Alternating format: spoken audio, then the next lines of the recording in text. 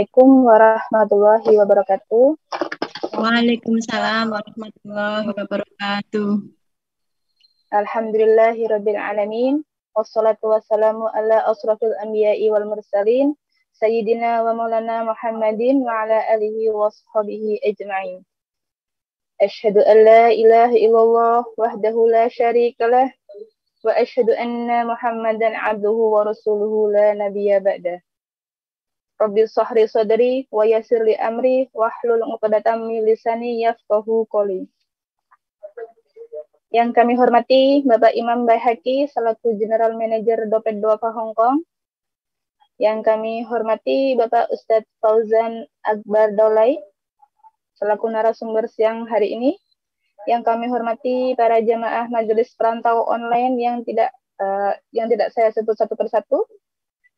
Puja dan puji syukur kehadirat Allah Subhanahu wa Ta'ala yang telah melimpahkan rahmat dan hidayahnya sehingga pada siang ini kita dapat berkumpul kembali dalam kajian MPO, insya Allah dalam keadaan sehat walafiat. Adapun susunan acara pada siang hari ini, yang pertama yaitu pembukaan, yang kedua pembacaan ayat-ayat suci Al-Quran, yang ketiga pemberian materi, yang keempat tanya jawab, dan yang kelima doa penutup. Baik, untuk mempersingkat waktu, marilah kita buka kajian kita siang ini dengan bacaan basmalah bersama. Bismillahirrahmanirrahim. Menginjak acara yang kedua, yaitu pembacaan ayat-ayat suci Al-Quran yang akan dibacakan oleh Ukhti Ayu. Quran Surat An-Nisa ayat 146 sampai dengan 151. Tafadhol Mbak Ayu. Terima kasih. Assalamualaikum warahmatullahi wabarakatuh. Waalaikumsalam warahmatullahi wabarakatuh. A'udzu billahi minasy syaithanir rajim. Bismillahirrahmanirrahim. Illal ladzina tabu wa aslahu wa'tasamu billahi wa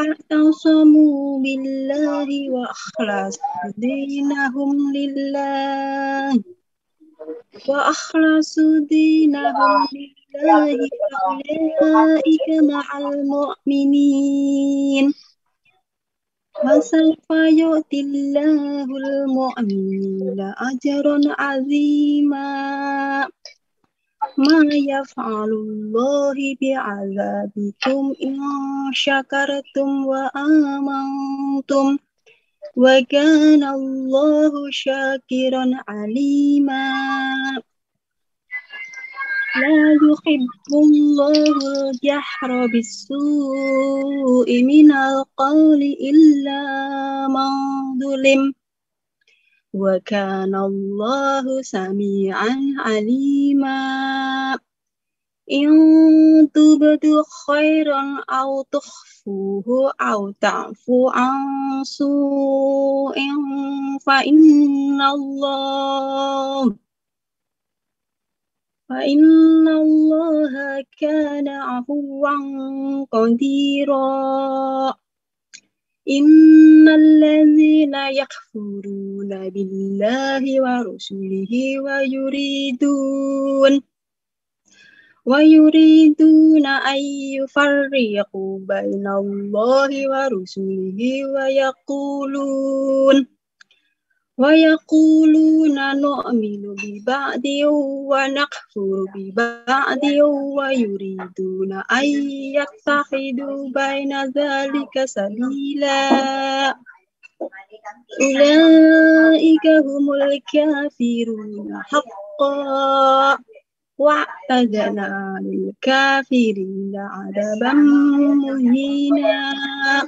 Shadaqallahul azim. Assalamualaikum warahmatullahi wabarakatuh. Waalaikumsalam warahmatullahi wabarakatuh. Alhamdulillah, demikian lantunan ayat suci Al-Quran. Semoga mendapatkan iman bagi yang membaca ataupun yang mendengarkan. Bagi teman-teman Acara ini juga disiarkan langsung di Facebook fanpage Dompet Duafa Hong Kong, dan rekamannya akan diupload di YouTube Dompet Duafa Hong Kong News. Jangan lupa untuk subscribe, like, dan share untuk mendapatkan informasi-informasi penting yang akan diselenggarakan oleh Dompet Duafa Hong Kong. Untuk acara selanjutnya yaitu Mau'idhah Hasanah yang akan diberikan oleh Bapak Ustadz Fauzan Akbar Dolai dengan tema nikah bermasalah. Kepada Ustadz, waktu dan tempat kami persilahkan. Tafadhol Ustadz.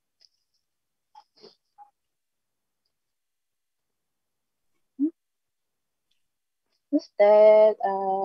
Assalamualaikum warahmatullahi taala wabarakatuh. Waalaikumsalam warahmatullahi taala wabarakatuh. Alhamdulillahi rabbil alamin. Wa bihi nasta'in ala umuri dunya waddin. Asyhadu an la ilaha illallah wahdahu la syarika lah wa asyhadu anna sayyidana Muhammadan abduhu wa rasuluhu la nabiyya ba'dah. Allahumma salli wa sallim ala sayyidina wa habibina wa syafi'ina Muhammadin sallallahu alaihi wasallam wa ala alihi wa sahbihi ajma'in amma ba'du. Ibu-ibu sekalian yang dirahmati Allah Subhanahu wa taala, alhamdulillah siang hari ini kita bertemu kembali dan pembahasan kita kali ini mengenai fikih. Al-fiqhu bittafaqquh. Ilmu itu kita mesti memahaminya. Ada hak-hak dalam ilmu. Di antaranya kita pelajari, diusahakan kalau boleh dihafal, dan nanti disampaikan kepada mungkin teman-teman ataupun keluarga kita yang belum mendengar permasalahan ini. Nah, kita akan membahas tentang nikah yang bermasalah. Dalam pernikahan, tujuan utama adalah sakinah, mawaddah, warahmah. Ya, tujuannya adalah sakinah, mawaddah, warahmah. Dan itu merupakan ibadah. Nikah itu ibadah, bukan hanya untuk menyalurkan hasrat saja, tidak. Dan ada step-step sebelum pernikahan. Nah, kebanyakan, apalagi di negara kita, belum dibentuk tim ataupun belum dibentuk satu departemen yang mengurusi tentang pranikah. Ketika seseorang dia ingin untuk melaksanakan amal, maka wajib baginya untuk mempelajari ilmu-ilmu yang berkaitan dengan amal tersebut. Orang yang dia mau sholat, maka dia wajib belajar syarat, rukunnya sholat, syarat-syarat yang membatalkan sholat. Itu wajib dipelajari. Orang yang dia mau naik haji, maka wajib bagi dia untuk belajar manasik haji. Orang yang dia mau menikah, dia wajib juga belajar tentang pernikahan. Maka rangkaian-rangkaian, step-step, tahapan-tahapan sebelum pernikahan itu lebih penting dibandingkan hanya sekedar akad pernikahan itu saja. Syururu syahrin humumud dahrin. Nikah itu bagaimana sih? Pepatah Arab mengatakan pernikahan adalah sebulan bahagianya, senang-senang, happy-happy. Setelahnya bagaimana? Humumud dahrin. Forever, sedih, banyak masalah, pening. Nah, hadirin rahmatullah subhanahu wa ta'ala, maka perlu ada persiapan-persiapan menuju pernikahan. Dimulai daripada diri sendiri. Ustaz, kenapa sih suami saya kok gangster? Nggak sayang dengan saya. Kalau dulu ketika sebelum menikah, romantisnya luar biasa. Setiap hari kirim kasih sayang. Kenapa sekarang berubah? Ustaz, bagaimana nih? Nah, itu proses-prosesnya berarti ada kesilapan. Di antaranya mungkin kesalahan diri kita. Jadi, pasangan yang saleh itu didapatkan oleh pasangan yang solihah. Pasangan yang tidak baik diberikan juga kepada orang yang tidak baik. Jadi mungkin jikalaulah mungkin pasangan kurang baik, kita kembalikan diri sendiri, mungkin itu salah saya. Nah, di sini kriterianya, sebagaimana yang kita tahu bahwa 4 hal, yaitu maliha, hasabiha, jamaliha, diniha. Harta, kecantikan, keturunan, agama. Ini syarat-syarat pernikahan yang telah berlaku dalam pernikahan. Hadirin rahmati Allah, ketika perjalanan pernikahan, syururu syahrin humumud dahrin, sebulan saja ada ta'aruf, seorang laki-laki dengan perempuan ta'aruf. Perkenalannya hanya sebentar, 2 bulan saja. Sudah, menikahlah mereka. Ya bermesra-mesraan, kurang lebih sebulan. Setelah sebulan baru tahu. Lelaki yang dia menunjukkan kehebatan-kehebatannya, kecerdikannya, kekayaannya. Seseorang yang dia berpasangan dengan wanita dalam keadaan yang belum ikatan pernikahan, hanya menampak-nampakkan yang palsu saja. Banyak sudah. Ternyata suamiku begini ya, nggak kusangka. Yang diketahuinya baru 10% saja, sedangkan 90%-nya lagi baru terbuka ketika pernikahan itu selesai akad. Nah, hadirin rahmatil subhanahu wa ta'ala, maka pintu-pintu perzinahan terbuka lebar jadinya.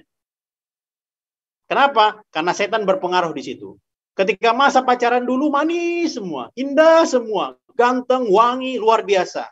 Setelah menikah ternyata nampak semuanya keburukan-keburukan. Nah, hadirin rahmatil subhanahu wa ta'ala, maka tujuan pernikahan adalah menyempurnakan kekurangan. Tujuan pernikahan juga adalah menyempurnakan kekurangan, bukan menikmati keindahan. Kalau keindahan, kecantikan, ketampanan akan pudar. Sedangkan suami dengan istri mesti merasakan dan mengakui bahwa mereka penuh dengan kekurangan. Saya punya kekurangan, Mas punya kekurangan. Tapi kekurangan kita ini, mari kita sama-sama belajar dan kita sama-sama untuk menjadi pribadi yang lebih baik. Nah, hadirin rahmatus subhanahu wa ta'ala, maka seorang wanita yang dulunya dia pernah terjerembab dalam kemaksiatan, jangan dibuka-buka lagi buku lama. Seorang wanita ataupun seorang lelaki ketika mereka menikah, jangan buka-buka rahasia yang lama lagi. Tutup rapat-rapat. Mantan aku 10 lah, Dik, katanya. Disebutkannya 10-nya. 1, 2, 3 nih. Yang ini begini, yang itu begitu, yang ini kesukaan gini. Kami kemarin makan di sini loh dengan mantan saya yang nomor 4. Itu ditutup rapat-rapat. Ketika seseorang itu dia menikah, maka catatan emas yang akan kita ukir di buku kita. Masa depan kita masih cerah, maka yang masa lalu yang gelap gulita itu tutup rapat-rapat, jangan dibuka-buka dan jangan dikorek-korek. Abang berapa sih mantan abang dulu? Lebih cantikan mana? Aku apa mereka, Bang? Nah, jangan begitu, sudah tutup rapat-rapat. Nah, ini rahmatullah subhanahu wa ta'ala.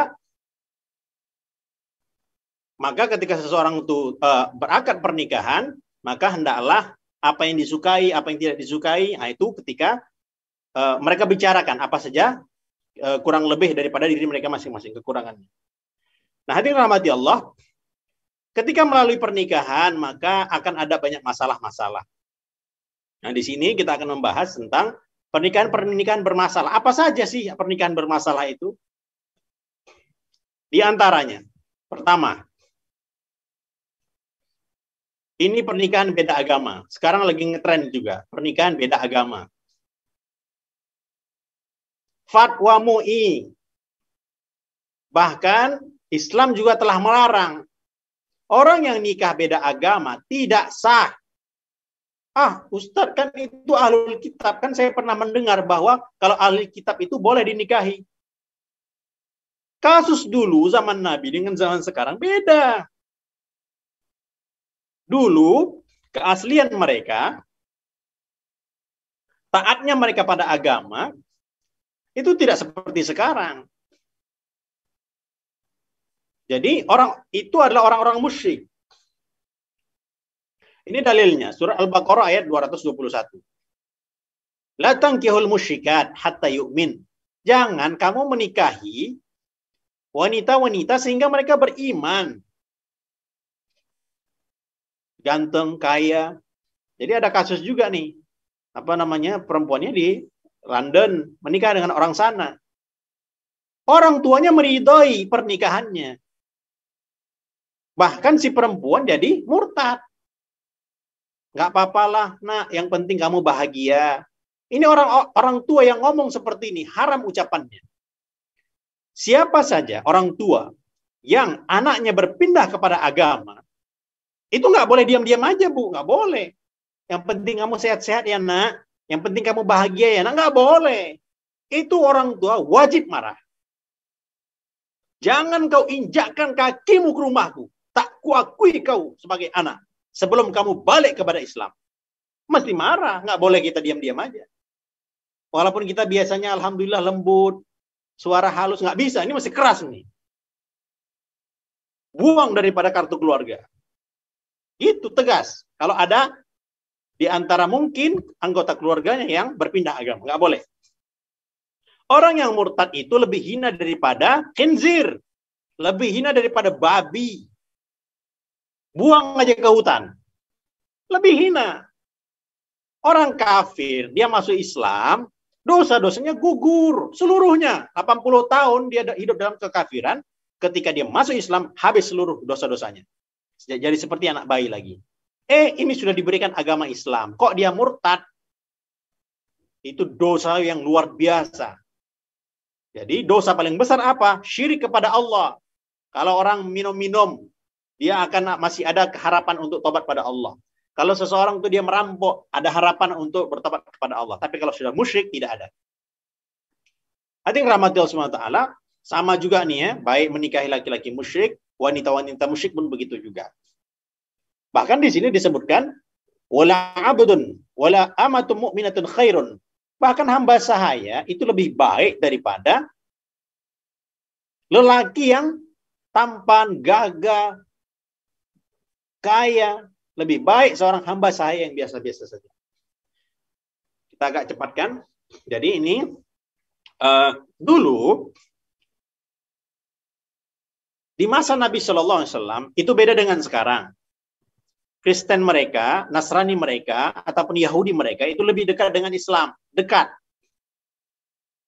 Bahkan memang pernikahan antara orang Muslim dengan Ahlul Kitab itu maksudnya adalah Nasrani dan Yahudi saja. Nasrani dan Yahudi. Itu dekat dahulu dengan Islam. Bahkan sahabat pun, Rasulullah SAW, beliau menikahi seorang perempuan, Maria Al-Qibtiyah namanya.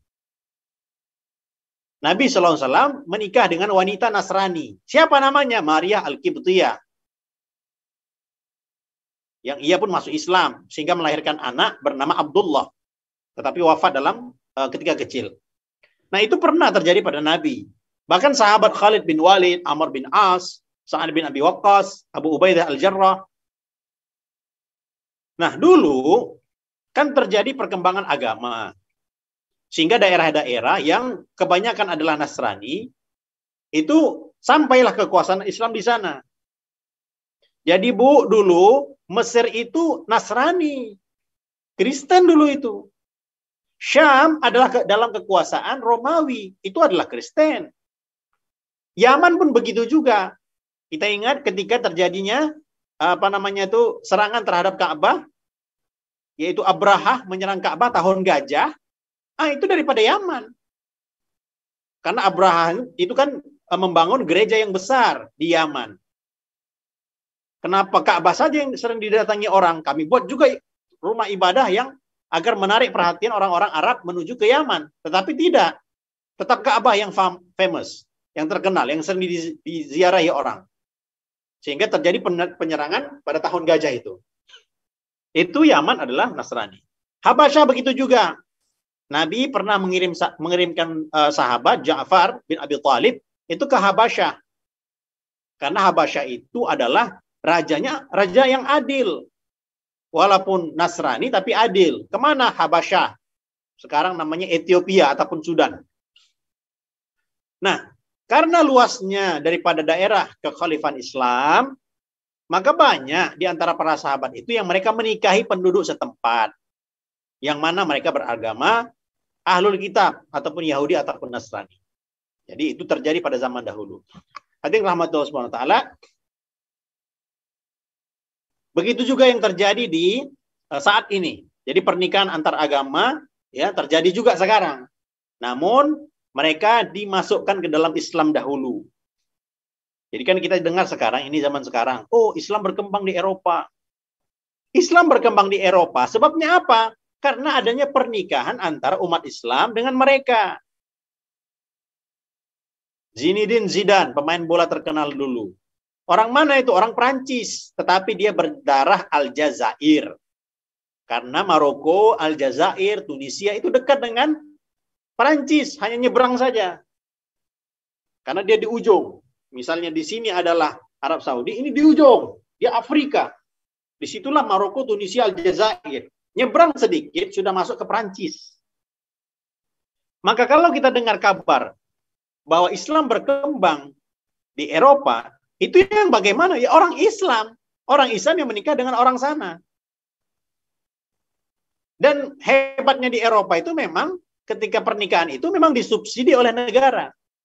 Orang-orang yang ateis di sana, orang-orang yang tidak beragama, itu mereka malas untuk ribet-ribet urusan pernikahan, nggak mau. Yang penting suka sama suka saja. Tidak ada ikatan pernikahan. Sedangkan orang Islam, wow. Karena mereka bawa istri misalnya, ada orang dari Indonesia bawa ke sana istrinya. Itu melahirkan disubsidi oleh pemerintah. Kalau operasi sesar, kesehatan pun disubsidi juga. Sehingga apa? Anak 12 pun nggak ada masalah. Begitulah keadaan orang-orang Islam yang di sana. Apalagi yang penduduk asli di sana, yang masuk Islam. Jadi hadirin rahmatus subhanahu itu salah satu dakwahnya disebabkan dengan keturunan. Jadi memang ketika kemarin itu ada anggota parlemen Belanda yang membuat film, Fitnah namanya. Fitnah, filmnya itu Fitnah namanya. Jadi itu memang memojokkan Islam. Ini kalau Allah Islam dibiarkan sekarang ini, tahun 2025, bahkan sampai 2050, sudah Islam ini yang memegang kerajaan Belanda ini. Sampai begitu mereka, karena Islamofobianya mereka seperti itu. Ketakutan terhadap Islam. Jadi memang begitu sistemnya. Banyak orang-orang Islam yang menikah di sana. Nah, hadirin rahmatillah subhanahu wa ta'ala, dari tadi, hukum pernikahan antar beragama, haram hukumnya. Tidak boleh. Oh Ustadz, artis kan banyak nikah beda agama, itu mereka nikahnya di luar negeri. Nikahnya di Belanda, nikahnya di Singapura. Di Singapura pun hanya catatan pernikahan saja, bukan pengesahan, tidak. Jadi siapa yang dia menikah antara Islam dengan non-Muslim, selama mereka masih berhubungan, semua hubungan mereka adalah dihitung sebagai zina. Seperti itu. Jadi tidak bisa dijadikan dalil artis itu pernikahan beda agama, tidak bisa. Jadi rahmati Allah, pernikahan yang kedua yang bermasalah, nikah mut'ah. Sepakat para ulama ini, nikahnya haram hukumnya. Dulu memang diperbolehkan karena masih awal-awal keislaman. Dulu arak itu tidak diharamkan karena memang menjadi adat istiadat orang Arab turun temurun bahwa kalau minum tua, minum khamar itu ya macam air putih. Kita minum air putih, begitulah mereka minum arak. Jadi arak dulu tidak dilarang. Pernikahan di zaman bangsa Arab itu ada 4 modelnya. Ada 4 modelnya. Satu, nikah yang sebagaimana biasa, ada wali, ada saksi. Yang kedua, pernikahan, bagaimana nih? Seorang wanita, dia mengibarkan bendera di depan pintu rumahnya. Dan nanti ada 10 orang yang masuk. Ya, kemudian berhubungan, nanti ada qafiyah namanya. Ketika anak itu lahir, maka ada, ini kan kita jari-jari kita ini kan ada tanda-tandanya garis tangan. Ya, garis tangan. Nabi SAW, satu ketika beliau duduk. Duduk di mana? Jadi Abdul Muthalib, kakeknya Nabi, itu kan beliau pemuka agama, ketua, tokoh Abdul Muthalib. Jadi Nabi ini dari ayahnya, dari kakeknya, terus ke atas itu memang orang tokoh-tokoh hebat-hebat. Nah, Abdul Muthalib punya tempat khusus untuk duduk yang tidak ada yang berani duduk di situ. Satu ketika Nabi Muhammad kecil itu beliau duduk di tempatnya Abdul Muthalib.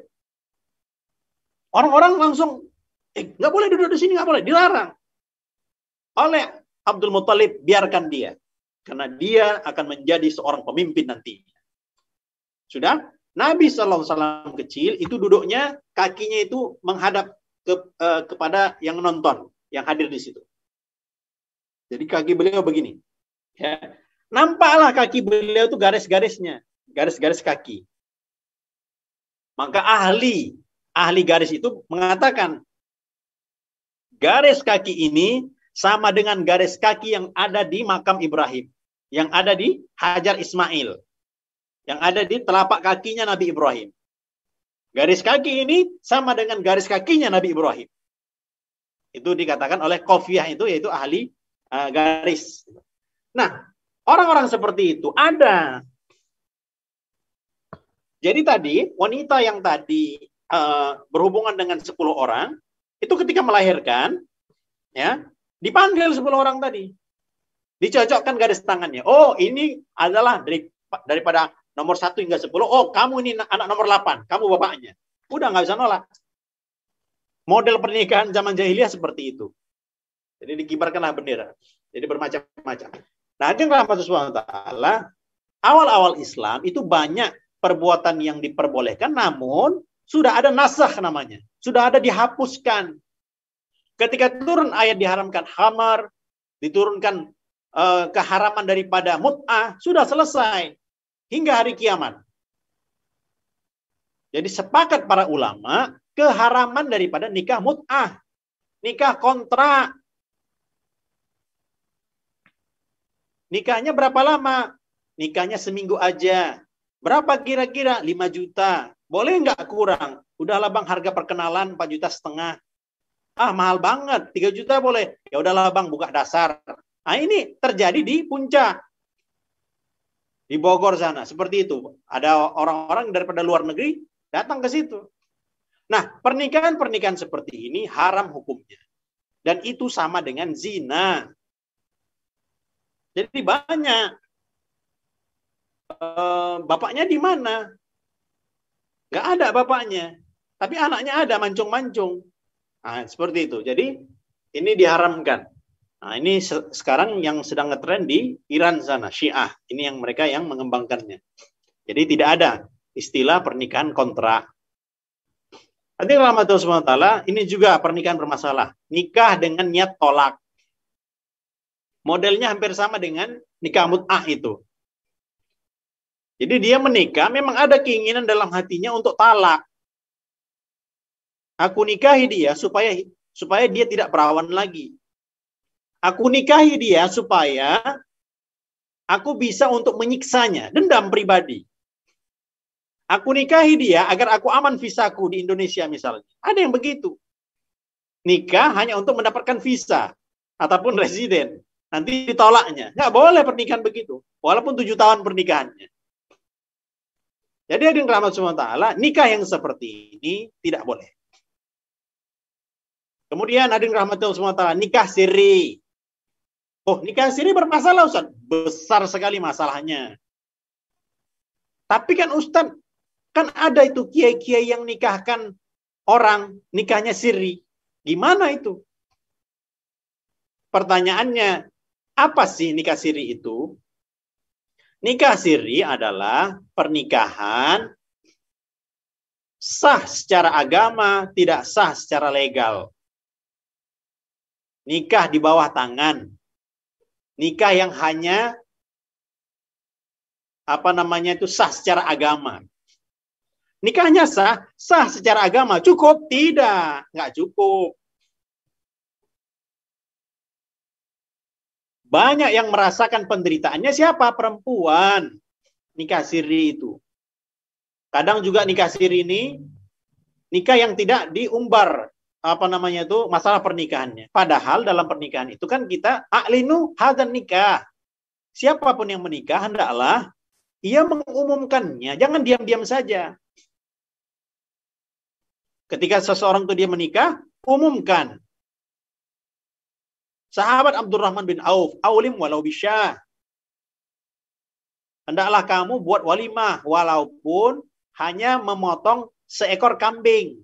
Orang Arab itu makannya kambing. Jadi nggak kayak kita. Kalau kita kan makan satu ekor kambing itu kadang untuk 40 orang, 50 orang. Orang Arab nggak gitu. Kalau mereka itu makan kambing, ya makan kambing aja. Jadi satu kambing itu makan 4 orang aja. Nggak pakai campur acar, nggak pakai dikari, nggak. Mereka bakar kambing guling begitu, ya sudah makan begitu. Hanya campur cocol-cocol lah begitu. Hanya kambing saja. 4 orang. Sudah cukup untuk merayakan pernikahan. Jadi, pernikahan itu adalah sunnahnya disebarkan beritanya. Nabi SAW pernah, beliau pun pesta pernikahan itu hanya dengan kurma dan hanya minyak saja. Nah, orang yang dia nikah siri, ada berbagai macam model juga nih nikah siri. Nikah siri bagaimana? Yang pertama, dia ada walinya, ada saksinya, ya, semua lengkap. Suami istri ada, walinya ada, mahar ada, lengkap semua. Tetapi tidak diiklankan. Hanya istilahnya siri saja. Hanya beberapa orang saja. 5 orang yang hadir. Sudah. Didiamkan, nggak ada info-info. Dan tidak ada surat nikahnya. Hanya dihadiri oleh ustadz ataupun kiai yang menikahkannya. Kiai ataupun ustadz yang menikahkan yang model seperti itu adalah ilegal. Kalau dilaporkan bisa ditangkap. Ya, walaupun sah secara agama. Ada model yang lain. Seorang perempuan, dia cinta dengan seorang lelaki. Laki-lakinya nggak disetujui oleh si orang tua, sehingga mereka lari. Misalnya orang Jawa Timur, dia lari. Kemana? Ke Jakarta. Langsung ke Jakarta. Jadi mereka nanti nikahnya di Jakarta, datang ke KUA. Nah, bagaimana yang seperti itu? Itu nikah tanpa adanya wali. Nikah tanpa adanya wali tidak sah juga. Hadirin rahmatullah subhanahu wa ta'ala. Jadi, pernikahan sirri. Ya, ini fatwa MUI mengenai pernikahan sirri. Ya, Majelis Ulama Indonesia tahun 2005 sudah keluar fatwanya. Bahwa pertama, perkawinan beda agama tadi haram, tidak sah. Yang kedua ini di bawahnya, pernikahan yang dilakukan ya tanpa adanya pencatatan, maka hal itu adalah dilarang, ilegal. Dan ini berdosa. Pernikahan seperti itu, yang nikah siri berdosa. Kenapa dosanya? Dosanya dari mana? Karena tidak sesuai dengan arahan pemerintah. Jadi perkawinan mesti dicatat juga. Ya, adanya pencatatan. Yang di bawah yang hijau ini ya, pencatatan itu mesti ada. Dan yang melanggarnya akan dikenai tuntutan-tuntutan. Nah ini hadirin rahmati Allah. Efek daripada nikah siri. Satu, perkawinannya dianggap tidak sah. Ya, pernikahannya dianggap tidak sah oleh negara. Jadi kalau terjadi apa-apa dengan si perempuan, ya namanya pacaran, ya indah semua. Namanya juga pacaran. Apalagi dibumbui setan, dikibas-kibas oleh setan. Semuanya indah. Begitu banyak orang yang sangat cinta pada pasangannya ketika pacaran, tetapi begitu banyak pula ketika mereka sudah menikah, hancur pernikahannya. Karena pernikahannya didahului dengan keharaman. Maka yang berimbas, efeknya adalah siapa? Perempuan. Kalau dia nikah siri, yang paling berefek adalah si perempuan. Nanti dia melahirkan. Ketika sudah melahirkan, masuk yang kedua nih. Anak hanya mempunyai hubungan perdata dengan ibu dan keluarga ibu. Anak itu tidak diakui oleh si bapak jadinya. Karena datanya nggak ada. Ketika si bapak tadi dia meninggal, kan si bapak sudah punya istri yang pertama. Dia nikah siri dengan istri yang kedua. Istri yang kedua punya anak. Maka istri yang kedua yang punya anak tadi, ya, ketika meninggal suaminya, dia tidak dapat untuk mengambil haknya. Baik mungkin nafkahnya ataupun harta warisnya. Misalnya si laki-laki ketika hidup, ya, setelah dinikahi kemudian disia-siakan. Si istri kedua tadi dia nuntut, aku adalah istri yang sah, aku adalah istri kamu yang sah, kenapa kamu tidak memberikan nafkah? Ya, Si laki-laki bisa menolak. Aku tidak ada ikatan pernikahan dengan kamu. Untuk apa aku kasih kamu nafkah? Itu bisa terjadi. Maka yang dirugikan adalah si perempuan. Kalau sudah meninggal suaminya tadi itu, dia tidak bisa dapat menuntut harta warisan untuk dirinya dan anaknya. Padahal ketika seorang suami meninggal, bagian harta warisan untuk istri dan anak itu ada. Baik istri pertama dapat jatah, dan istri kedua pun dapat bagian warisan juga. Jadi, yang paling berefek adalah siapa? Si perempuan dan anaknya nanti. Ya, istri dan anak tidak berhak menuntut nafkah dan warisan. Kalau si suami tadi memang tidak memberikan nafkah dan tidak memberikan, memang ketika wafat itu tidak dapat warisan. Nanti yang rahmat Allah SWT yang kelima, nikah muhalil. Nikah muhalil itu apa? Nikah yang tujuannya hanya sekedar menghalalkan sebuah pernikahan yang lain, di mana nikah itu sendiri hanya sebagai perantaraan saja. Dua orang cerai, satu orang suami dengan istri, cerai mereka. Cerainya talak 3.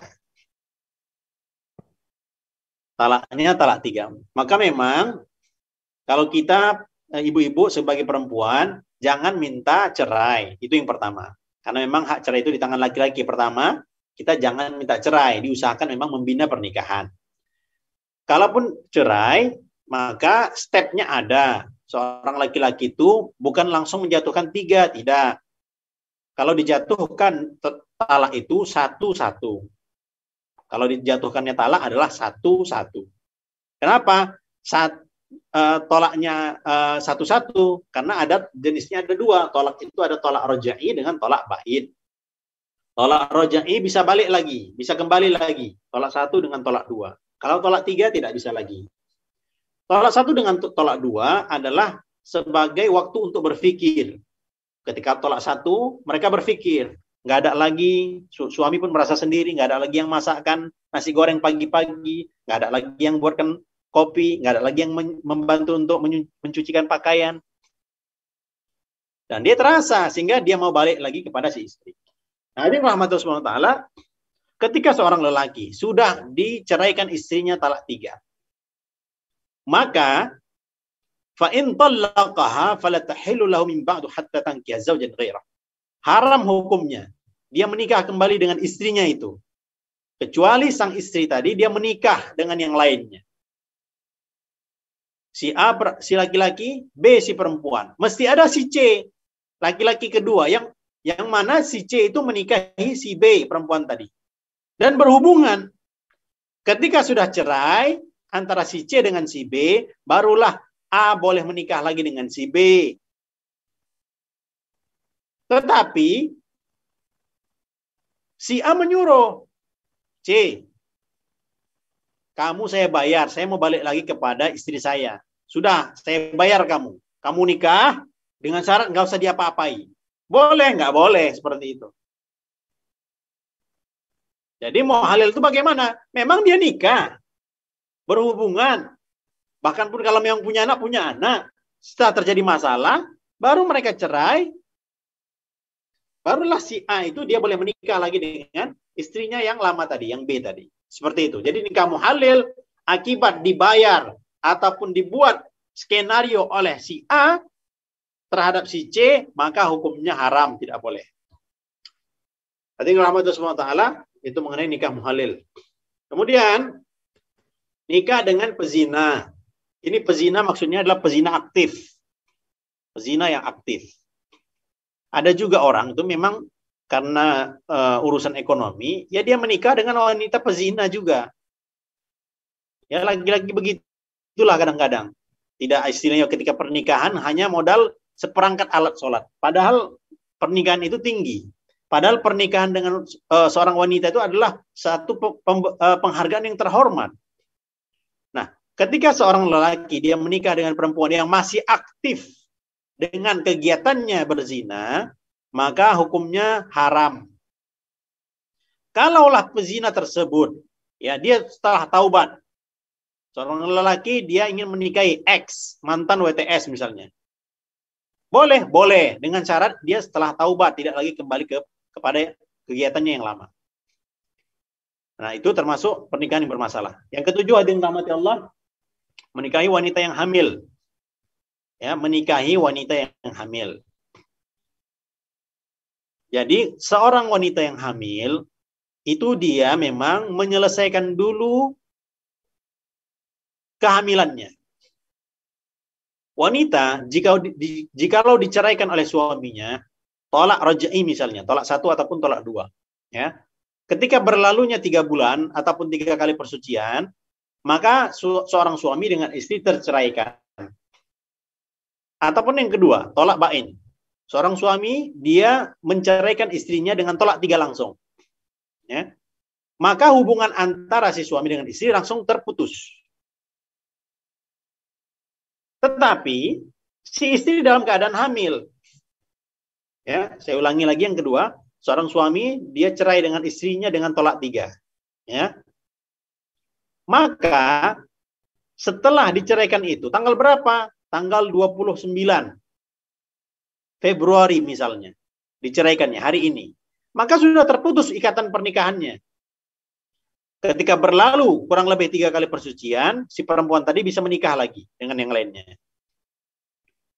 Nah, tetapi si istri yang diceraikan itu dalam keadaan hamil, maka idahnya bukan lagi 3 kali persucian, tidak. Idahnya dia sampai dia melahirkan. Ya, walaupun seorang istri itu sudah diceraikan talak 3, tetapi dia masih dalam keadaan hamil, maka seorang laki-laki tidak boleh menikahi wanita yang hamil ini. Itu kalaulah dia dalam keadaan pernikahan, ya. Ini dalam keadaan pernikahan. Seorang lelaki ingin menikahi wanita yang hamilnya itu disebabkan dengan suaminya yang pertama. Maka itu tidak boleh. Ya. Atau yang kedua, memang dia ingin menikahi wanita yang hamil. Hamil bagaimana? Kalaulah hamilnya itu disebabkan oleh lelaki tersebut, ya. Contohnya apa? Laki-lakinya si A namanya. Perempuannya B. Namanya anak SMA. Ya. Anak-anak SMA, mereka bergaul, nauzubillah min dzalik, terjadilah hubungan terlarang. Itu adalah hamilnya disebabkan oleh si laki-laki. Bagaimana seorang lelaki itu dia menikahi perempuan yang hamil sebab dizinahinya? Maka pernikahan mereka boleh. Ya, pernikahan mereka boleh. Silakan dilanjutkan. Atau kejadian yang kedua. Anak SMA juga. Ya. Terjadilah hubungan terlarang. Tetapi si laki-laki beralasan, saya masih ingin belajar. Padahal dia misalnya istilahnya orang Jawa Timur lah kita katakan. Ya. Saya ingin masih kuliah, pindah dia ke Jakarta. Akhirnya ditinggalkannya perempuan itu. Nah, karena si perempuan dalam keadaan hamil, maka datanglah temannya pria. Ya sudahlah, aku ingin menyelamatkan kamu. Biarlah aku yang bertanggung jawab. Boleh seperti itu. Kalau dia nikah saja, hukumnya boleh. Kalau nikah saja, tetapi tak boleh berhubungan. Jadi sang hero tadi, sang pahlawan tadi, yaitu teman prianya itu, dia mau menyelamatkan kawannya itu. Mereka menikah. Nikahnya boleh, tetapi tidak boleh berhubungan. Sebab apa? Masih dalam keadaan hamil. Supaya apa? Jelas status anak itu bagaimana. Bisa dipahami kira-kira nih Bu ya. Nanti kita lanjutkan dalam pertanyaan. Jadi sebaiknya si laki-laki tadi yang sebagai pahlawan tadi dia menikahinya setelah melahirkan. Jadi sudah jelas bahwa status anak itu memang bukan anak si pria yang kedua. Ya. Anak zina bagaimana Ustadz? Itu statusnya kemana? Statusnya kepada ibunya. Ya, anak zina kepada ibunya. Kalau mau dibuat untuk binnya, nama kakeknya. Kalau mau dibuat binnya, nama ke kakeknya langsung. Itu pernikahan yang ke-7 hadirin. Jadi inilah jenis-jenis pernikahan yang bermasalah. Jadi kalau boleh memang kita kuatkanlah pendidikan agama diri kita, keluarga kita. Dan pembicaraan mengenai hal ini yang bersifat-sifat dewasa seperti itu sudah dibicarakan dengan anak-anak. Sekarang permasalahannya, kenapa sih terjadi pernikahan di luar nikah? Itu karena seorang ibu itu tidak dekat dengan anaknya. Ketika anak kita mulai dewasa, maka kita sudah mulai cerita bab-bab mengenai bagaimana untuk diri, untuk penjagaan, misalnya ada lelaki yang suka dengan dia, kita mesti mengambil kepercayaan mereka. Berapa banyak wanita yang dia menyerahkan kehormatannya kepada laki-laki, ya, lelaki yang baru dikenalnya 2-3 tahun saja. Dan si perempuan itu menganggap bahwa itulah yang paling dicintainya, itulah yang mencintainya juga. Padahal orang tuanya mendidiknya dari kecil, memberikan makan dan sebagainya untuk keperluan si perempuan tersebut. Maka dengan rahmati Allah, itu diambil kepercayaan daripada si perempuan, anak gadis itu. Ketika mereka sudah gadis, maka sudah bisa kita bicarakan bagaimana pembicaraan-pembicaraan yang bersifat sensitif kepada mereka. Ya begitu kurang lebih, Bu. Jikalau mungkin ada pembahasan, kita diskusikan sama-sama. Silakan.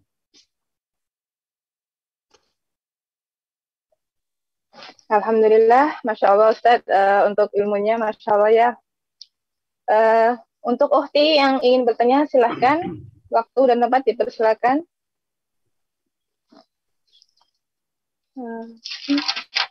Ustaz, saya mau bertanya Ustaz. Oke.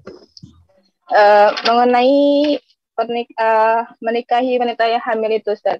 Lebih kuat suaranya?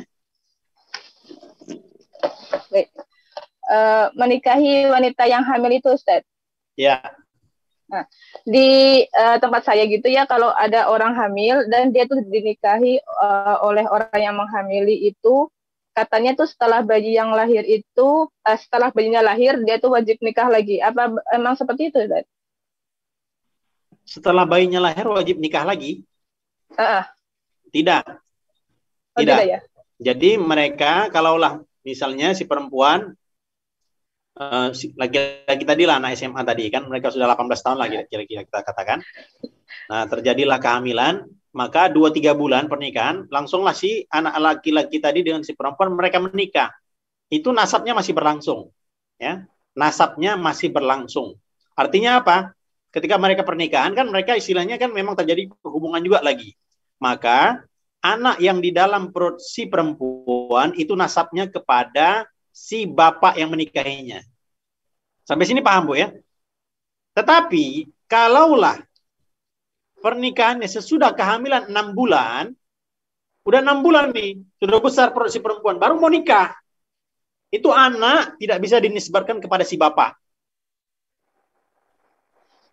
Jadi nisbatnya kepada ibunya. Jadi walaupun nanti ketika dewasa, ini kan anakku, aku yang merawatnya sejak kecil, aku yang mendidiknya, menyekolahkannya, nggak bisa itu si bapak itu nikahkannya. Kenapa seperti itu? Bukan anaknya, walaupun anaknya secara biologis, tetapi secara agama adalah bukan anaknya. Ya, kenapa seperti itu? Karena dia melakukan hubungan yang terlarang. Segel udah rusak, itu nggak diterima. Jadi pernikahannya batal. Apa namanya itu? Nasabnya itu dibatalkan. Nasabnya kepada ibunya. Maka si perempuan kalau ingin menikah, anak perempuan tadi itu, yang hasil daripada perzinahan itu, ketika dia mau menikah, si ayah mesti ngaku, ini bukan anak saya. Dulu silap dulu, sekarang alhamdulillah udah tobat, jadi ahli masjid bapaknya. Maka si bapak itu mengatakan kepada Pak KUA, Pak Tuan Kadi, menikahnya dulu ini beginilah kejadiannya. Maka saya serahkan kepada Tuan Kadi untuk menikahkan anak saya.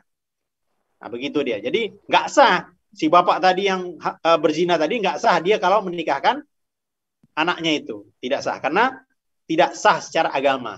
Walaupun secara zahir sah, tetapi tidak secara agama. Oke, Bu.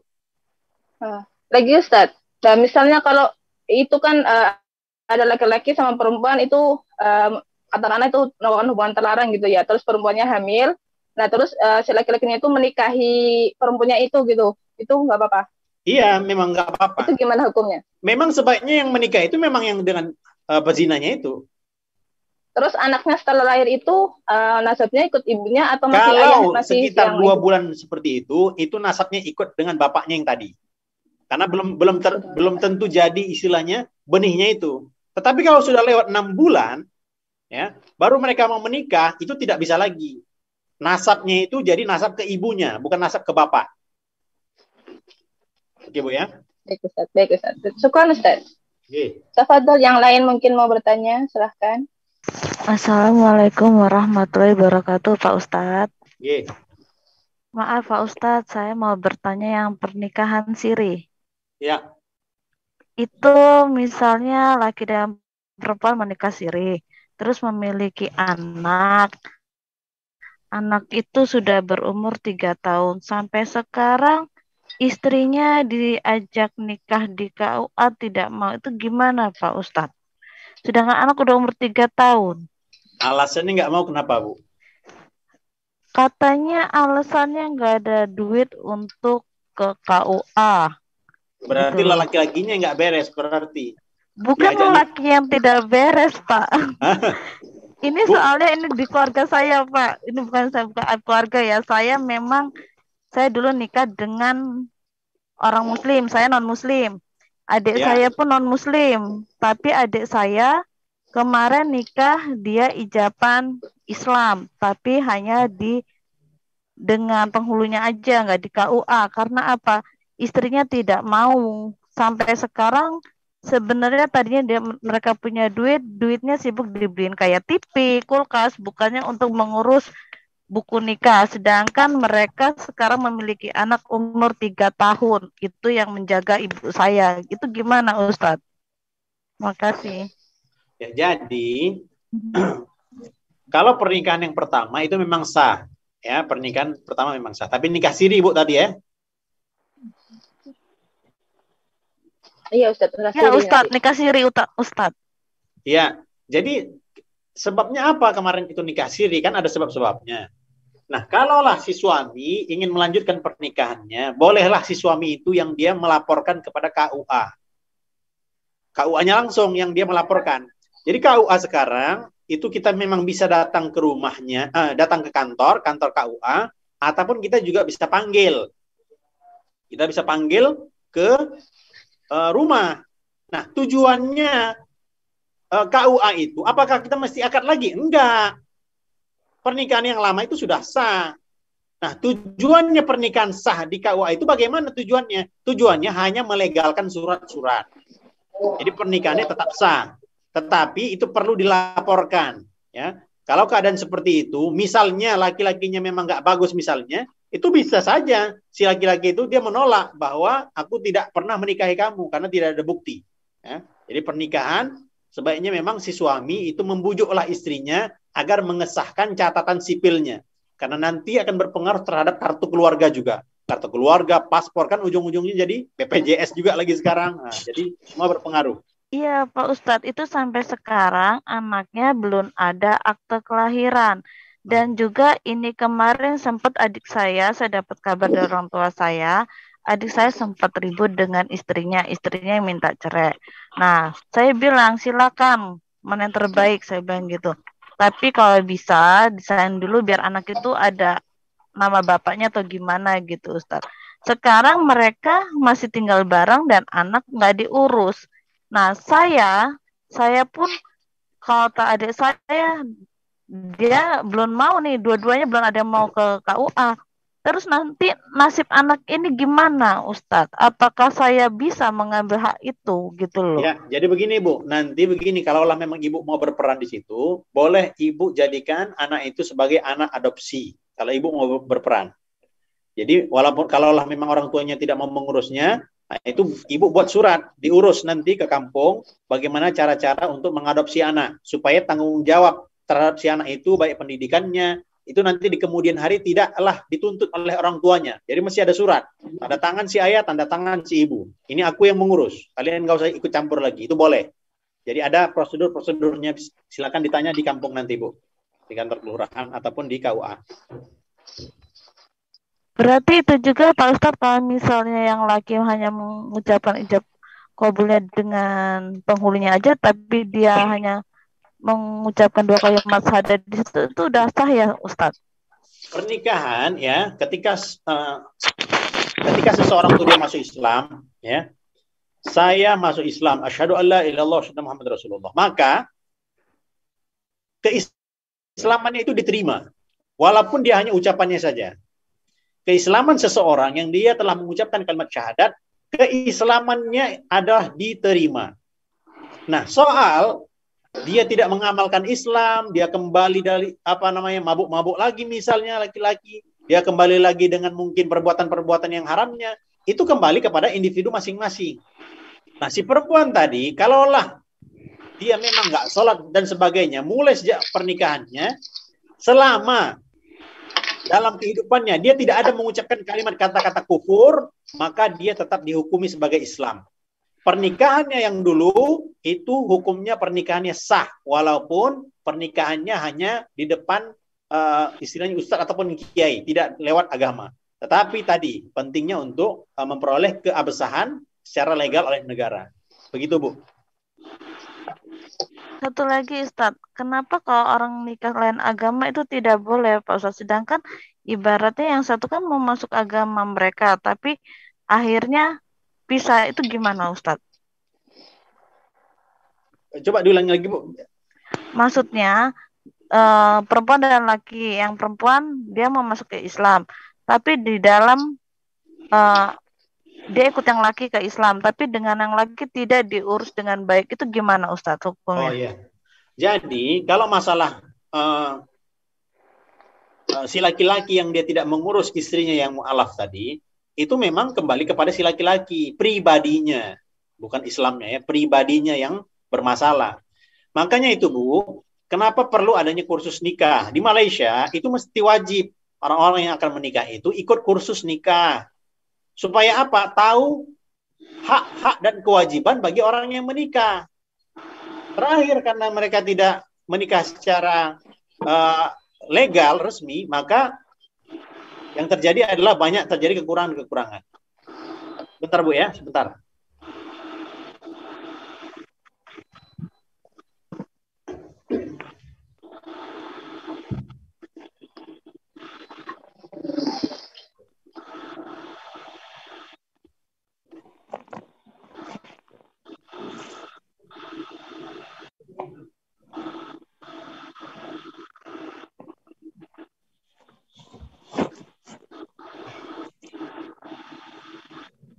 Silakan Bu, yang lain kira-kira. Assalamualaikum Ustaz. Oke. Apa nih izin bertanya Ustaz? Monggo Bu. Ada orang tua yang menikahkan anaknya. Ya. Terus orang tua tersebut tidak mengetahui hubungan anaknya sama calon menantunya. Maksudnya pernah melakukan hubungan terlarang tersebut. Nah, setelah menikah, baru orang tuanya tahu karena menikah 3 minggu, anaknya itu ternyata hamil 5 minggu. Terus yang saya tanyakan, apakah itu juga tidak berhak menjadi wali itu ayahnya, Ustaz? Jadi seorang laki-laki dia menikah dengan perempuan yang pernah dizinahinya. Ya, bagaimana hukum pernikahannya? Hukum pernikahannya sah. Kemudian anaknya bagaimana? Tadi syaratnya sekitar 2 bulan, Bu. Kalau sekitar 2 bulan mereka langsung menikah, ya, maka anak yang di dalam perut si perempuan boleh dinisbatkan kepada laki-laki yang menzinahi ibunya, yang sekarang jadi ayahnya. Tetapi kalau sudah lebih daripada 6 bulan, perut sudah besar, sudah jadi anak tersebut, maka tidak bisa lagi dinisbatkan kepada si bapaknya tadi. Jadi hukum pernikahannya sah. Anak tadi dinisbatkan kepada si bapak. Baik Ustaz, berarti bisa menjadi wali Ustaz ya? Oke, boleh. Terima kasih Ustaz. Assalamualaikum Ustaz, izin tanya. Oke, monggo. Ini kan ada pernikahan nih. Sebelum menikah, si pengantin laki-laki ini mengadakan kesepakatan kan sama orang tua perempuan. Kesepakatan kayak uang seserahan gitu, Ustaz. Yeah. Nah, setelah menikah, si laki-laki itu tidak menepati janji tersebut, Ustaz. Nah, si orang tua ini kan marah. Yeah. Jadi menyuruh anaknya itu ya udah bercerai karena si laki-laki ini tidak menepati janjinya, Ustadz. Ya, Itu oke. gimana, Ustadz, hukumnya? Ya, maka Bu, wanita yang dia maharnya ngutang. Saya nikahkan kamu dengan anak saya sebanyak 1 miliar utang. Sah hukumnya, Bu. Bukan Saya terima. ini Bentar, Bu. bukan mahar, Ustadz, tapi seserahan kayak Iya. kalau Iya, orang Bu, iya. Ya, sebentar, saya belum selesai, Bu. Ya. Nah, saya terima nikahnya anak Bapak dengan mahar 1 miliar utang. Sah nikahnya, sah. Nah, berarti kan si laki-laki itu dia berhutang, ya, dia berhutang. Maka hutang itu wajib untuk diberikan. Sama juga seperti tadi. Jadi mahar itu, Bu, mahar hukumnya tidak wajib. Ya, mahar hukumnya tidak wajib. Kok begitu, Ustaz? Jadi kalau kita pakai minyak goreng aja boleh, Ustaz? Memang boleh. Pakai sendal aja sah hukumnya? Memang boleh, sah. Nggak pakai mahar pun boleh. Ngandalkan surat Qul Huwallahu Ahad. Saya nikahkan dengan mahar Qul Huwallahu, hafalan Al-Quran Qul Huwallahu. Udah nikah dengan anak orang, hafalannya Qul Huwallahu pula lagi. Itu pun nggak lancar. Itu pun sah juga. Nah, jadi pernikahan tadi yang dia menjanjikan seserahan akan diberikan, ternyata tidak diberikan. Sama dengan tadi mahar yang mau dikasihnya 1 miliar, nggak jadi, nggak ada duit. Maka si laki-laki dia mengingkari janji. Nah, maka ibu-ibu sekalian, janganlah diterima yang model-model seperti ini zaman sekarang, nggak bisa. Kalau memang dia janjinya mau menyerahkan seserahan, maka kita pun tidak mengizinkan anak kita untuk bersama dengannya sampai seserahan itu diterima secara sempurna. Nikah boleh? Boleh, tapi jangan serahkan anak.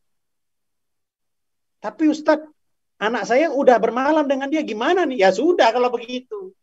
Ya sudah hancur minah lah kalau begitu. Jadi kekuatannya di mana? Kekuatannya jangan diserahkan anak itu kepada dia. Tapi udah terlanjur, udah punya anak gitu, Ustaz. Ibaratnya ya, kalau... Jadi itu, Bu, babnya adalah si laki-laki itu berbohong. Itu dia babnya. Tapi kalau kita mau kita kejujuran dia, tanggung jawab dia, maka jangan serahkan dari awal. Nah, kalau sudah terjadi sekarang ini ya sudahlah, istilahnya itu janji daripada si laki-laki. Janjinya saja hanya tinggal janji jadinya, Bu. Ya, itu masalah akad deh, Bu. Jadi sebaiknya gimana, Ustadz? Menuruti orang tua apa bertahan dengan rumah tangga itu, Ustadz? Ya, dilihat maslahatnya. Kadang kalau sudah pisah nanti ya maslahat keburukan akan terjadi lebih parah. Dilihat maslahatnya bagaimana. Kalau memang bercerai itu lebih baik, silakan bercerai. Tetapi kalaulah dilihat karena masih ada kebutuhan terhadap si laki-laki tadi, ya sudah lanjutkan saja pernikahan. Ya doakan aja lah banyak-banyak untuk si laki-laki tadi. Yang penting dia bertanggung jawab atas urusan nafkah sehari-hari. Nah, sudah bisa dijalankan saja terus, Bu.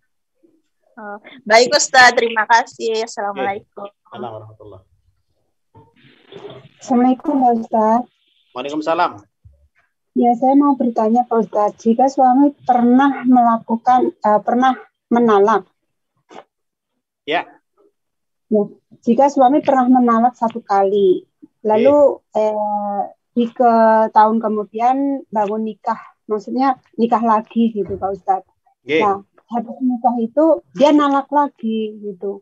Nah, itu termasuk talak 2 atau talak 3, Pak Ustadz?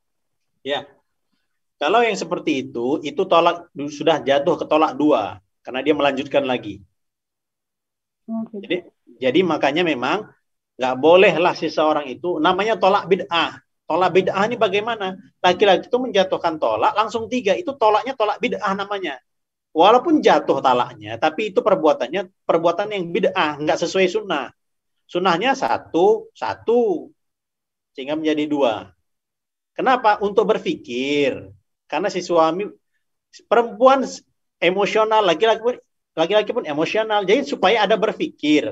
Makanya kasus kemarin itu yang Agim yang menikah dengan Teh Nini kemarin itu bercerai, talaknya talak satu. Kemudian kan mereka menikah lagi.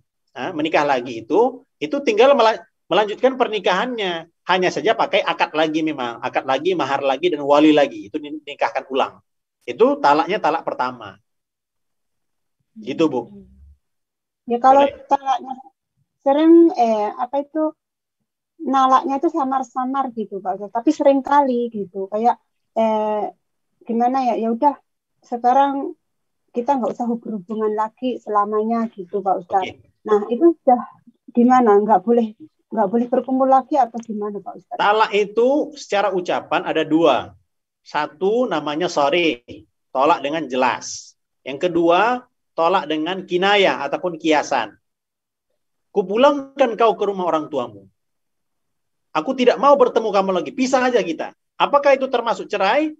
Nah, itu kan dia termasuk kiasan. Maka dilihat si pengucapnya. Dilihat suami itu. Dia niat talak atau tidak? Kalau dia niat untuk mentalak istrinya, maka jatuhlah pada saat itu. Kupulangkan kau ke rumah orang tuamu. Dengan dia niat talak, maka jatuhlah talak pada saat itu. Tetapi kalau dia hanya niat, udahlah yang penting kita pisah aja dulu. Pulang aja kamu ke rumah orang tuamu. Muak aku melihat wajahmu. Pulang dia. Nah itu tidak. Karena hanya kiasan saja. Kata-kata yang sharih, kata-kata yang jelas itu, aku ceraikan kamu. Aku tolak kamu. Aku tidak mau beristrikan kamu lagi. Jadi dua nih tadi, kalau kita bahasa Indonesia, aku talak dengan aku cerai. Kita bahasa Indonesia kita seperti itu. Dua ini, itu lafaz yang jelas ketika seseorang lelaki mengucapkan kata cerai terhadap istrinya. Kalau yang lain-lain, dia membutuhkan niat. Ya, kata-katanya boleh macam-macam, pulangkan ke rumah istri, aku tidak mau bertemu kamu lagi. Itu memerlukan niat. Kalau dengan adanya niat, maka telah terjadi perceraian. Begitu, Bu. Jadi masih bisa ya Pak Ustadz? Maksudnya masih sah gitu pernikahannya? Ya, karena masih itu ihtimal. Ada kemungkinan mungkin dia tidak ada niat menceraikan, hanya marah-marah saja. Nah, itu masih tergolong pernikahan, tidak cerai. Tapi kalau keluarganya selalu ikut campur gimana Pak Ustadz? Gimana Bu? Kalau keluarganya selalu ikut campur. Itu makanya Bu, pernikahan ini, nikah itu suami dengan istri, bukan suami dengan bapak ataupun suami dengan ibu. Urusan apa-apa, ya Bu, urusan apa-apa itu, sebentar Bu, urusan apa-apa itu mesti diselesaikan berdua, ya. Si laki-laki dengan si perempuan, baik urusan pernikahan mereka ataupun urusan perceraian mereka, diusahakan itu mereka yang mengurus, ya. Kemudian kalau urusan hal ini diikut campuri oleh kedua orang tua, bagaimana nih? Nah, itu mesti dijelaskan. Ma, ya, ini urusan saya. Biar saya tangani sendiri, biar saya usahakan sendiri. Kecuali kalau kita memang perlu bantuan atas sikap kasarnya suami, barulah orang tua kita ikut campur. Barulah kita minta perlindungan. Seorang suami dengan istri, jika bermasalah, yurida islaha yuwaffiqillahu bainahuma. Jikalau suami itu dia mau niat islah, mau perbaikan, dan si istri karena memang bermasalah, biasa nih Bu ya, suami dengan istri selalu bermasalah. Tetapi jikalau keduanya itu ada niat untuk islah, perbaikan, mereka mengirim orang-orang yang kepercayaan mereka, pamannya dikirim kepada keluarganya si istri. Sehingga orang tuanya si istri ataupun pamannya si istri, dia berbicara dengan utusan tadi. Bagaimana nih ananda kita nih? Bisa nggak kita satukan lagi? Oh boleh. Disatukan. Kalau ada niat untuk menyatukan. Tetapi kalau misalnya perangai daripada si suami kasar dan sebagainya, itu boleh-boleh saja. Kita dibantu oleh kedua orang tua untuk menyelesaikan permasalahan talak itu. Jadi seperti itu Bu. Jadi hukum asalnya bahwa jangan memang suami istri itu dicampuri urusan rumah tangganya oleh orang tua. Kamu nih jangan mendidik anak seperti ini, nggak boleh begini. Pendidikan model dulu lain dengan sekarang. Jadi kita juga perlu juga kadang-kadang berbicara kepada orang tua bahwa cara mendidik anak itu biar saya yang tanggung jawab. Kita berkata dengan lembut seperti itu. Ya. Terima kasih Pak Ustadz. Terima kasih atas penjelasannya. Assalamualaikum Pak Ustadz. Assalamualaikum Ustadz. Assalamualaikum. Izin tanya Ustadz, ini masalah wali Ustadz. Ya. Ini si A udah punya suami, nah suaminya itu pamit merantau Ustadz. Ya. Nah sampai detik itu si A itu udah punya anak satu. Ini mau menikah gitu Ustadz. Lah Itu ayahnya itu lost contact Ustadz, nggak ada kabar, nggak ada pulang, nggak ada apa kayak gitu Ustadz. Sampai dia itu dari kecil sampai ini sekarang udah mau nikah gitu Ustadz. Lah ini masalahnya bingung, walinya itu digantiin siapa Ustadz? Tugas seorang ibu tadi yang suaminya menghilang, iya, diambil orang, layangan putus dan sebagainya, maka si perempuan tadi, si ibu tadi, dia datang ke KUA. Ini suamiku udah lari, entah kemana udah dicari-cari. Dia laporan ke KUA, Bu. Iya. Siapa saja perempuan yang telah lama berpisah dengan suaminya, dan suaminya pun tidak ada menafkahi istrinya, maka secepatnya laporan ke KUA. Supaya KUA memutuskan ikatan pernikahannya. Nanti di KUA akan ditanya nanti, di mana nih si laki-laki? Udah kami cari, nggak ketemu-temu. Nanti KUA akan mengecek juga di mana posisinya. Mereka akan berusaha untuk mengeceknya. Kalau memang tidak ada kabar juga, nanti akan dijatuhkan talak oleh Tuan Kadi. Ketika sudah dijatuhkan talak, ya, maka 3 bulan setelah itu ataupun 3 kali persucian setelah itu, ibu tersebut boleh menikah kembali. Maksudnya ini mau menikahkan anaknya, mau menikahkan anaknya. Gitu. Oke, Bu ya. Nanti walinya siapa? Yang kan bapak kandungnya masih hidup tapi dicarinya nggak ketemu gitu. Oke. Nah, untuk yang anak yang tadi, ya. Iya. Si anak tadi siapa yang menikahkannya? Kalau masih hidup kakeknya. Ayah nggak ada, kakeknya. Kakek dari ayahnya. Iya, kakek dari ayahnya. Ya. Okay. Kalaulah tidak ada, pamannya nanti. Oh, saudara laki-laki suaminya itu gitu ya Ustaz? Ya, saudara laki-laki daripada suami, bukan saudara daripada ibu ya. Kalau saudara daripada ibu tidak bisa, tetapi saudara daripada ayah itu bisa. Oke. Kalau seandainya itu si suaminya itu punya adik perempuan, itu kalau suaminya adiknya itu nggak boleh ya Ustaz? Ulang Ibu, gimana? Kan kalau kakeknya udah nggak ada. Lah, itu si suami cuma punya adik perempuan. Dia punya suaminya itu apa boleh apa gimana Ustaz? Yang menikahkannya itu, Bu, itu nanti adalah pamannya, paman si perempuan itu. Kan si kakek tadi kan mungkin punya adiknya. Oh, iya paham. Iya Ustaz. Terima kasih. Makasih Ustaz. Assalamualaikum. Assalamualaikum warahmatullahi. Afwan Ustaz, ada pertanyaan di kolom chat. Assalamualaikum Ustaz, mau tanya, jika dalam rumah tangga sering terjadi pertikaian, terus lama berlanjut, si istri memberi syarat pada suami, jika suami melakukan pertikaian dengan istri lagi, maka berakhir rumah tangganya.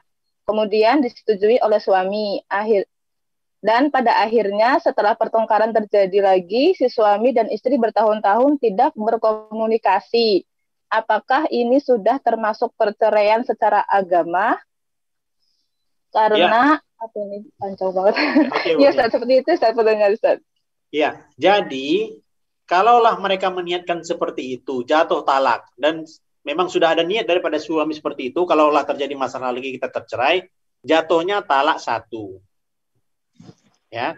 Kalau sudah tercerai talak 1, maka cepat-cepat diurus surat nikahnya, surat cerainya. Itu fungsinya. Jadi kalau sudah ada bermasalah dengan suami, yang suami itu nggak jelas, segera diurus statusnya. Supaya nanti kalau memang sudah ada yang suka kembali dengan yang lainnya, bisa menikah langsung. Ini kalau tidak diurus suratnya, akhirnya statusnya ngambang. Karena statusnya ngambang, mau nyari laki-laki lain pun juga ragu-ragu juga. Nah, jadi siapa saja, Bu, kalaulah seseorang suami 6 bulan, ya 6 bulan, dia tidak memberikan nafkah, sudah lapor ke KUA. Langsung cerai saja. Laki-laki tidak berguna ini. Langsung. Silakan dijelaskan status-statusnya itu, Bu. Ya. Baik, Ustaz. Terima kasih. Demikian Mbak Umi untuk jawabannya. Semoga bisa dipahami ya. Ada yang masih ingin bertanya? Satu pertanyaan lagi, monggo. Assalamualaikum warahmatullahi wabarakatuh. Ustaz, izin bertanya. Saya ingin bertanya tentang nikah online. Apakah nikah online itu secara agama sah? Oke. Nikah online.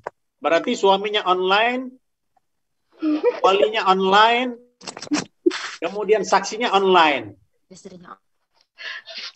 Nanti pakai NFT aja mungkin Bu, pakai metaverse sekarang itu. Gimana itu? Boleh nggak kita pakai metaverse? Kan metaverse itu di dalam satu ruangan yang mana bentuk kita tuh karton semua, tapi kita ada di majelis itu. Boleh nggak? Sebentar Ustaz, sebentar Mas saya jelaskan. Ini ada teman juga yang ngalamin.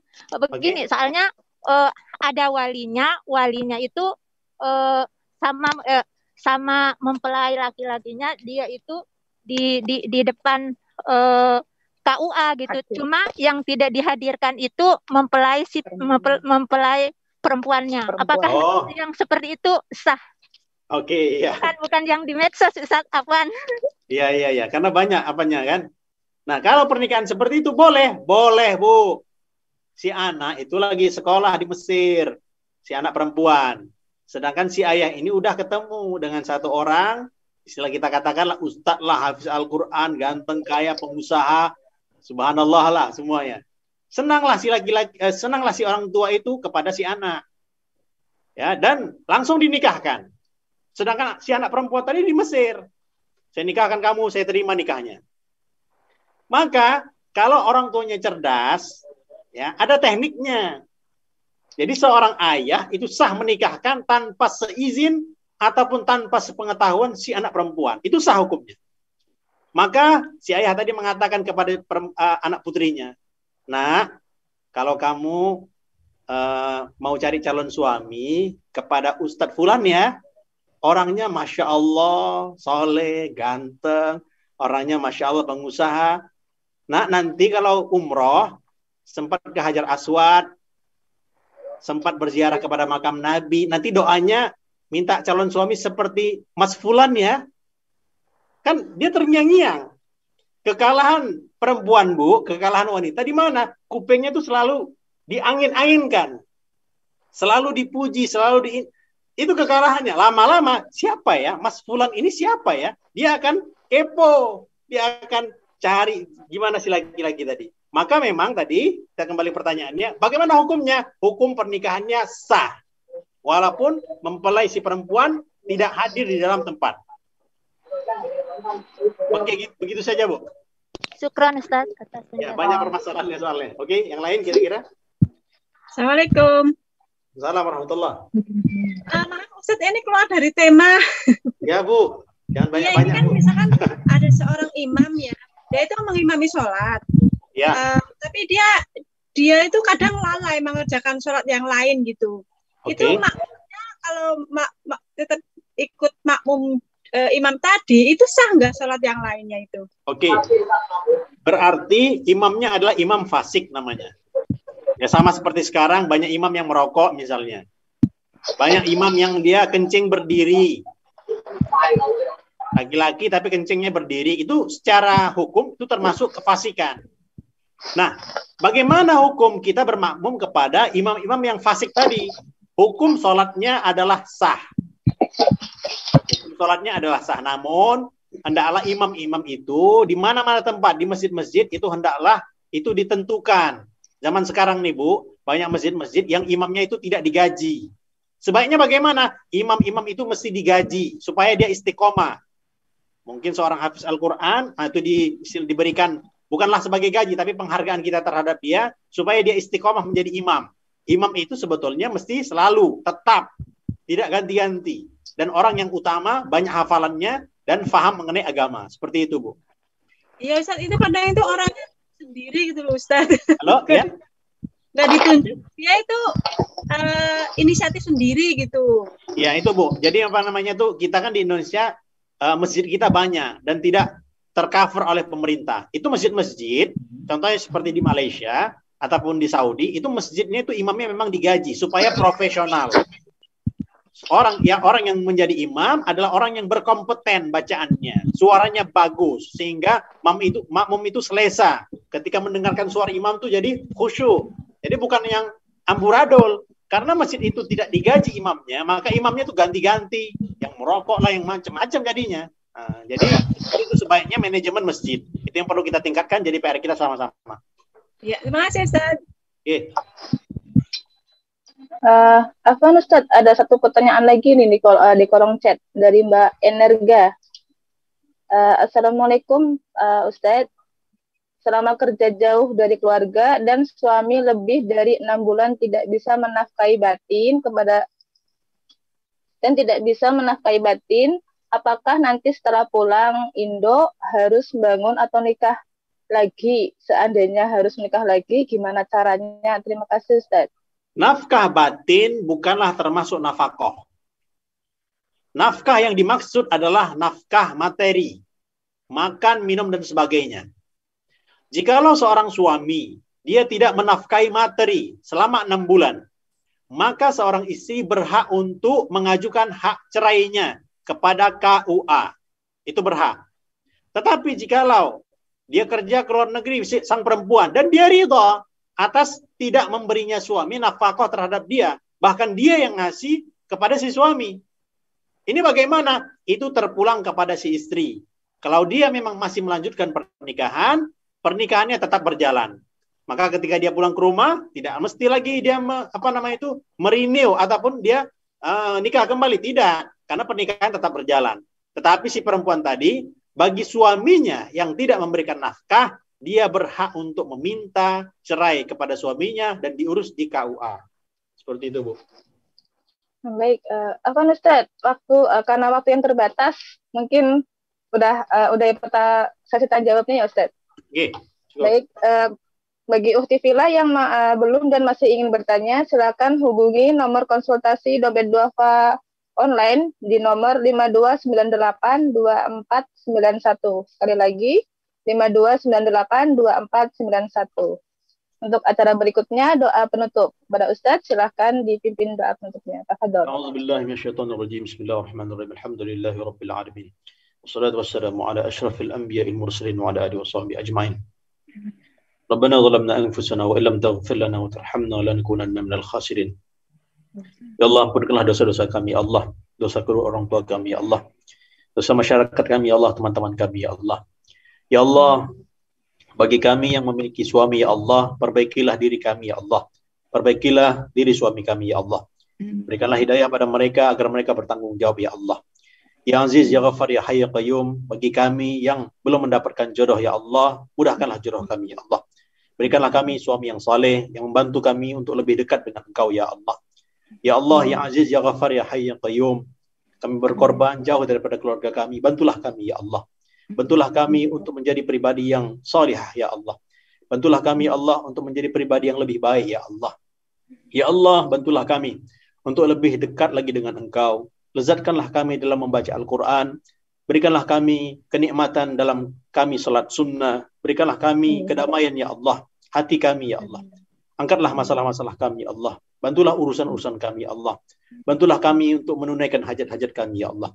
Rabbana la tuzigh qulubana ba'da idh hadaitana wa hab lana min ladunka rahmah innaka antal wahhab. Rabbana atina fid dunya hasanah wa fil akhirati hasanah wa qina adzaban nar. Subhana rabbika rabbil izzati amma yasifun wa salamun alal mursalin. Alhamdulillah. Kita izin kepada ibu-ibu semua.